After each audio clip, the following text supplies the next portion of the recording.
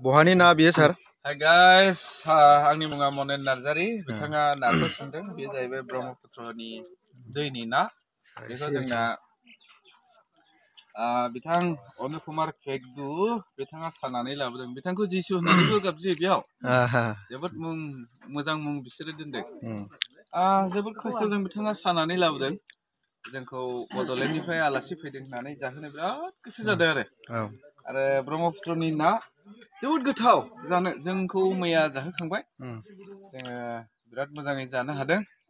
दा बेखायनो सोरबाफोर माजुलि नायनो फैयोब्ला जोंनि बे बिथां अनुकुमार फेगु जिसु बिथांनि सानाय नाखौ मोनजाफैगोन आरो ना बयखौबो फैनो थाखाय खावलायनाय थाबाय थेंक इउ